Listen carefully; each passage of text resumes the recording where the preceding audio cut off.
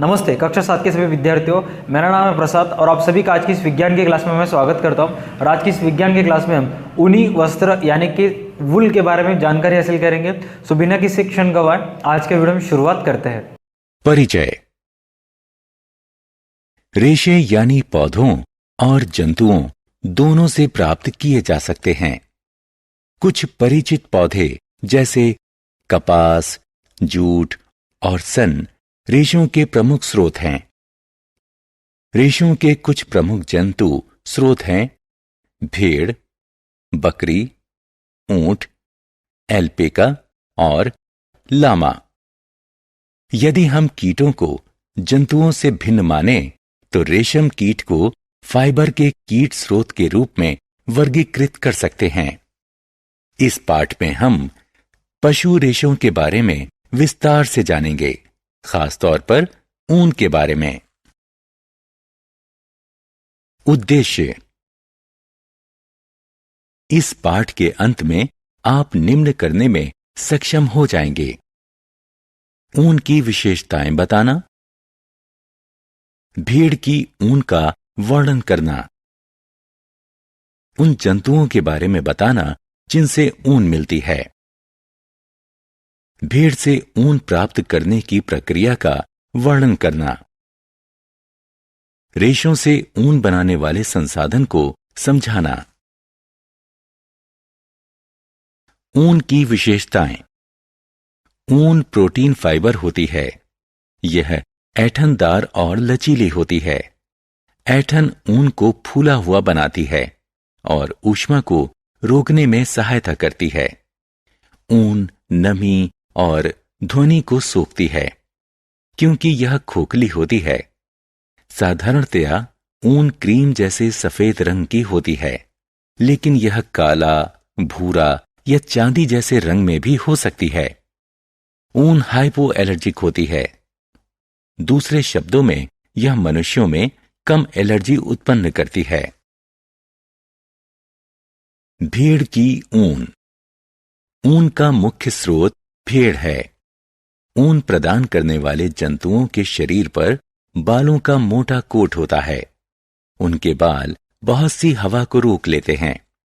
क्योंकि हवा ऊष्मा की कुचालक होती है, इसीलिए बाल जंतु को शुष्क और गर्म रखते हैं, जो ठंडी और कठिन जलवायु में जीने में सहायता करते हैं।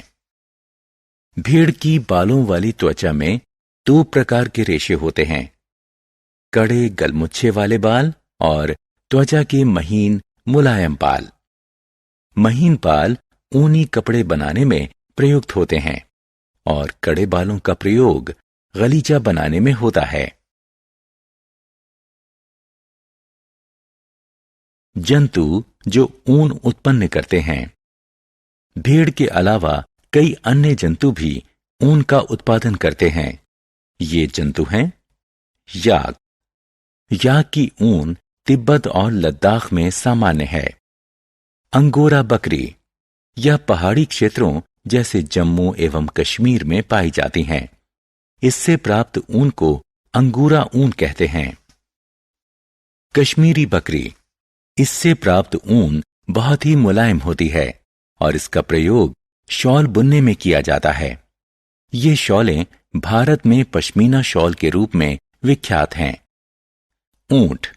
ऊंट के शरीर पर पाए जाने वाले फर का उपयोग भी ऊन के रूप में होता है। लामा और एल्पेका दक्षिण अमेरिका में पाए जाते हैं और ऊन का उत्पादन करते हैं।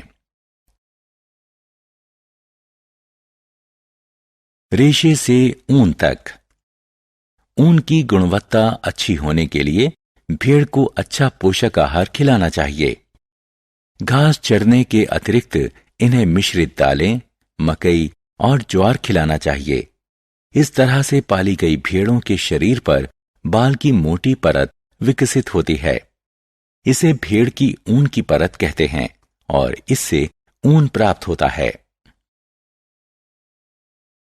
रेशे का ऊन में संसाधन। आइए उस प्रक्रिया का अध्ययन करें जिसके द्वारा भेड़ से ऊन प्राप्त की जाती है। सबसे पहले भेड़ से ऊन की परत को उसके शरीर से उतारते हैं। इसके लिए एक मशीन का प्रयोग किया जाता है। मशीन की सहायता से भेड़ की ऊन की परत उतारने की प्रक्रिया को ऊन की कटाई कहा जाता है। ऊन की कटाई से भेड़ को पीड़ा नहीं होती, क्योंकि भेड़ की त्वचा की ऊपरी परत मृत होती है। साधारणतः बालों को गर्मी के मौसम में उतारा जाता है। इससे भेड़ अपनी बालों की सुरक्षात्मक कोट के बिना भी जीवित रह सकती हैं। इसके बाद भेड़ की बाल के साथ उतारी गई त्वचा को जल कुंड में अच्छी तरह से धो लेते हैं। यह प्रक्रिया चिकनाई, धूल और गर्द निकालने के लिए की जाती है। इस प्रक्रिया को अभिमार्जन कहते हैं।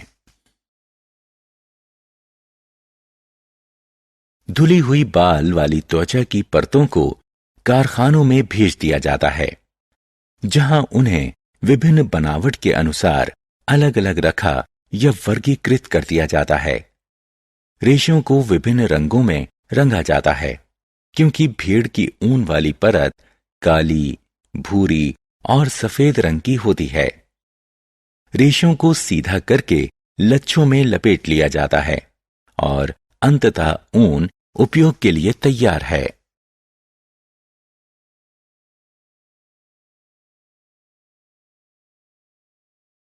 सारांश। आइए हमने जो कुछ सीखा है उसे संक्षेप में दोहराएं। ऊन एक पशु रेशा है। इसे भेड़, बकरी, ऊंट, एल्पेका और लामा से प्राप्त किया जाता है। ऊन प्रोटीन रेशा है। यह ऐंठन युक्त और लचीला होता है। मशीन की सहायता से भेड़ के शरीर से त्वचा की परत से ऊन निकालने को ऊन की कटाई कहते हैं। चिकनाई, धूल और गर्द निकालने के लिए बाल युक्त त्वचा की धुलाई करने को अभिमार्जन कहते हैं। आप सभी बच्चों का तहे दिल से धन्यवाद इस वीडियो को फिर से एक बार देखने के लिए। आप सभी से ये उम्मीद है कि आप इस वीडियो को लाइक करोगे, इस वीडियो को शेयर करोगे और इस चैनल को सब्सक्राइब करोगे। अगर आप एक बच्चे के माता पिता है तो आपसे ये उम्मीद है कि आप प्ले स्टोर से जाके DA2 अकेडमी का ऐप डाउनलोड करो, जहाँ पे आपको इससे रिलेटेड या इससे संबंधित सारे के सारे वीडियोज़ मिलते रहेंगे, नोट्स मिलते रहेंगे, स्टोरीज मिलते रहेंगी, वीडियोज़ मिलते रहेंगे, जो कि आप डाउनलोड कर सकते हो। आज की वीडियो के लिए बस इतना ही। अधिक जानकारी के लिए लिंक जो डिस्क्रिप्शन में दी हुई है आप एक बार वो चेक कर सकते हो। आज की वीडियो के लिए बस इतना ही। तब तक के लिए देखते रहे हमारे YouTube channel DA2 academy. Stay connected. मिलते हैं नेक्स्ट वीडियो में। अपना ख्याल रखना।